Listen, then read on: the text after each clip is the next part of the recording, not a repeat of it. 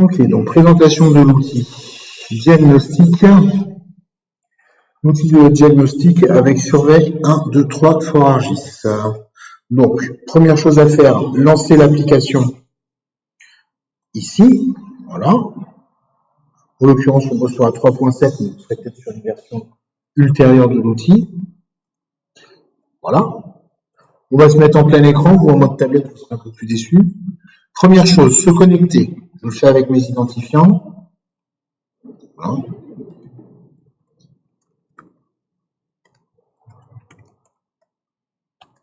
Voilà. Il demande une connexion. Là, automatiquement, l'application apparaît vide. Soit vous cliquez en haut à droite, soit vous cliquez sur obtenir les enquêtes. On va cliquer sur obtenir les enquêtes. On tape le mot-clé SPAC, entrée. Et on clique ici sur le petit nuage pour télécharger sur la tablette ou le smartphone, ce sera plutôt une tablette pour vous, ou le PC, là je suis sur un PC, le bon formulaire. Voilà. Le formulaire est téléchargé. Il apparaît ici dans mes enquêtes. Petit préalable, vous n'en avez pas parlé tout à l'heure, vous avez un petit bouton réglage qui va vous permettre notamment de régler la taille du texte. Ça peut toujours aider. Ok. Allez, on est parti donc pour cliquer maintenant sur le formulaire et on va s'occuper du menu collecter. Le menu boîte de réception, on le verra tout à l'heure. Donc on clique sur collecter. Là concrètement, on va créer un nouveau diagnostic. Donc on clique sur réalisation d'un contrôle. On enregistre les dates de rendez-vous qui devront donc être connues. Voilà. Sur l'heure exacte du rendez-vous, voilà. On passe à l'onglet suivant. Un numéro de point de comptage est demandé, mais il est optionnel. Vous spécifiez votre interlocuteur au moment de la visite. Ici, on va partir sur un cas simple. C'est le propriétaire qui est présent et l'occupant est le propriétaire. C'est le propriétaire, c'est le propriétaire. J'aurais pas à le décrire en tant que gestionnaire, mais juste à décrire son bien. Je clique sur suivant, descriptif du bien, donc. Là, ici, je clique sur le bouton carte. Je reviens, j'ai fait un peu vite. Je clique sur le bouton carte pour positionner sur la carte. Ou si je suis devant la maison, je clique sur ce bouton-là, qui est le bouton GPS, qui va me positionner directement à l'endroit où je me trouve. Ici, je clique sur la table, je vais rentrer une adresse. 13 rue Henri. 13 rue Henri Dunant. À Saint-Quentin, voilà, il commence à rechercher, Saint-Quentin, voilà, oui, c'est bien cette adresse-là. Je clique sur l'adresse et je clique une deuxième fois pour la valider. Je vérifie qu'il m'a bien pris en compte les éléments, voilà. Là, effectivement, l'adresse se trouve visiblement au niveau de l'église, ok, pourquoi pas. Je valide l'adresse du bien. En validant l'adresse du bien, ci-dessous, il me prend la commune, le code postal, la rue, et le numéro de voirie automatiquement. Donc, en localisant sur la carte, j'ai pas besoin de me passer les pieds à retaper tout ça. Je spécifie le type de bien. Je peux mettre un complément.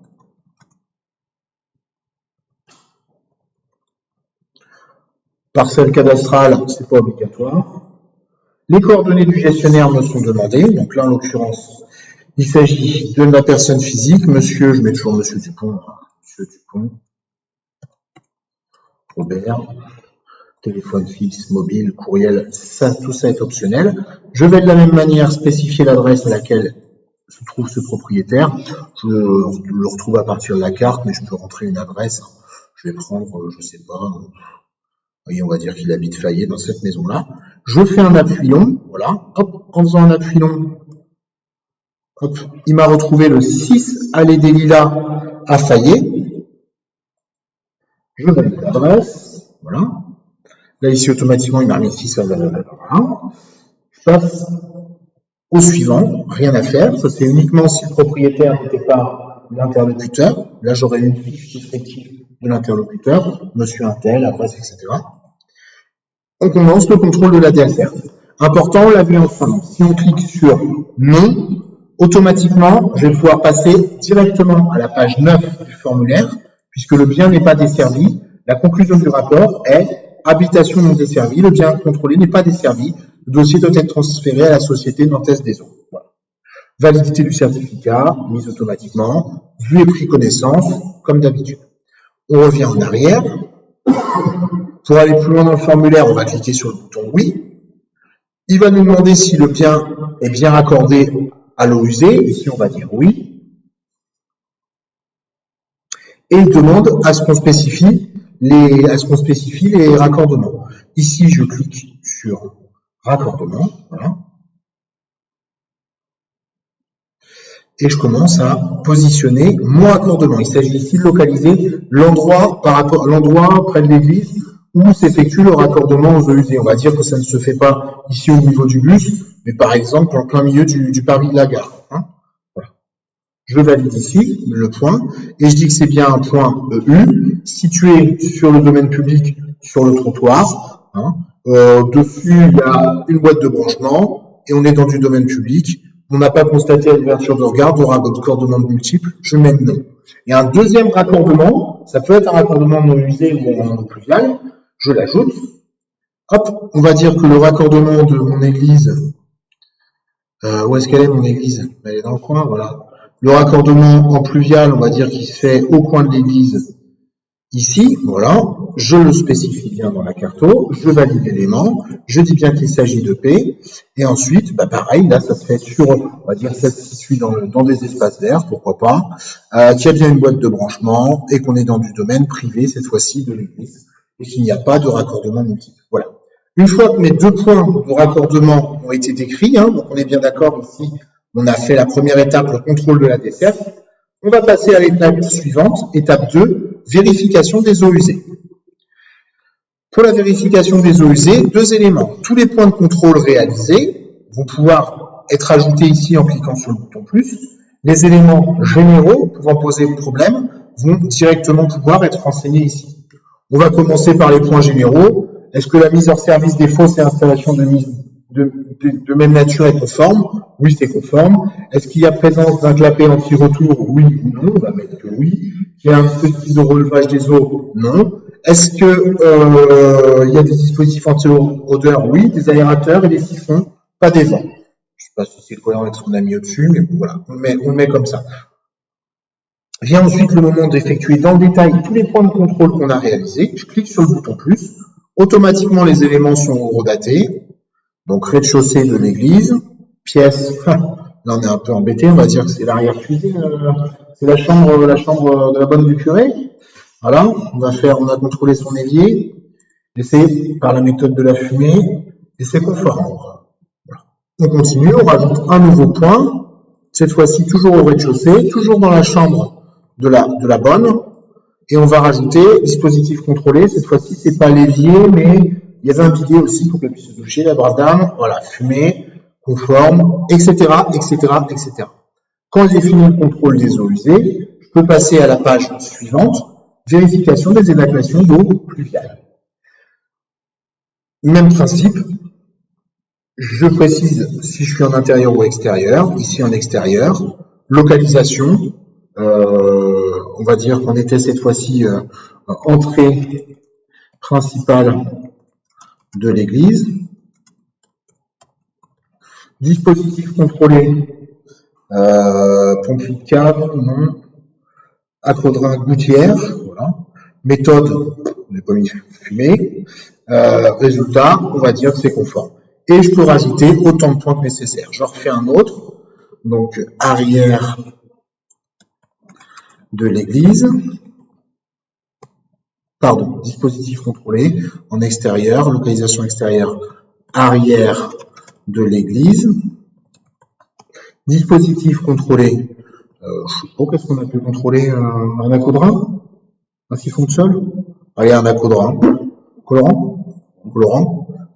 Ce qui est important de comprendre, c'est que quand je vais avoir créé mes éléments ici, alors colorant, il va me mettre ensuite le nombre total de points de contrôle réalisés. Je passe à la page suivante. Il m'est demandé ensuite de conclure de manière globale, est-ce que l'habitation est conforme ou non conforme. Ici, nous allons dire que l'habitation est non conforme pour X raisons. Le raccordement au réseau public de collecte des eaux usées est conforme. Là, RAS. Est-ce qu'il y a une dissociation des eaux pluviales et usées? On va dire que c'est pas conforme, même si on n'a pas mis le point avant, mais on va le mettre ici quand même. mise en place des fausses installations d'une nature conforme. Est-ce qu'il y a un danger avéré pour la santé? Oui, par exemple. Est-ce qu'il y a un risque avéré de pollution? Oui ou non, etc., etc. Il suffit de faire signe ensuite à la personne en cliquant sur le bouton oui, signature. Puis, de rajouter, si nécessaire, les photos souhaitées. On va en rajouter une. On va avoir nos belles têtes là. Voilà. Photo. Vous pouvez faire des annotations en cliquant sur ce bouton-là, qui peut être assez pratique quand même. Hein. Voilà. Super outil, je fais ma promo. Voilà. On valide tout ça. Voilà. Il ne me met pas de texte, je ne sais pas ce que j'ai foutu. Je peux en rajouter une deuxième, jusqu'à je ne sais combien. S'il y a besoin de forcer la limite, ça c'est vous me demanderez. À partir du moment où je vais cliquer sur le bouton ici, envoyer, mon enquête sera envoyée. Le certificat de conformité est directement envoyé au secrétariat de l'agence de l'eau. Et si nécessaire, le certificat, le diagnostic détaillé peut être envoyé aux équipes métiers de l'AEA et d'Amodia, selon votre choix. Pour l'instant, ce n'est pas le cas. Un petit point important, si vous êtes en train de faire votre enquête et que vous avez besoin de passer à autre chose, en cliquant sur le bouton ici, petite croix, vous avez le choix entre continuer l'enquête et revenir à la page en cours, cliquer ici et enregistrer comme brouillon ou fermer et terminer les modifications. Enregistrer comme brouillon l'enquête, elle vient se mettre ici, vous pouvez ensuite revenir dessus, ici, très original, et la compléter, par exemple, d'un commentaire, petit temps de chargement, par exemple, d'un commentaire sur la conclusion, voilà, que vous aviez besoin de préciser avec l'agence. Je reviens page 9, et là où j'ai mis que ce n'était pas conforme, information complémentaire, eau usée dans le bidet de la bonne du curé. Je dis n'importe quoi, on comprend, mais au moins, voilà, on voit qu'on peut complémenter l'enquête et revenir dessus plus tard. Je la laisse enregistrer comme brouillon. De la même manière qu'on va pouvoir enregistrer des brouillons, il va être possible, en cliquant sur la boîte de réception, de télécharger un certain nombre d'enquêtes. Par exemple, ici, je vais, après avoir cliqué sur le bouton carte, télécharger tous les diagnostics dans l'emprise de ma carte et pas ailleurs. Je clique sur le bouton actualiser. Voilà. Il me fait le petit téléchargement. Alors ça ne fonctionnera pas si vous n'avez pas de réseau 4G ou quoi que ce soit. Voilà. Et là, il m'a téléchargé tous les formulaires, voilà, que je revois sous forme de liste ici. Il m'en a téléchargé 33. Pourquoi 33 alors qu'on a vu tout à l'heure qu'il y avait 330 enquêtes?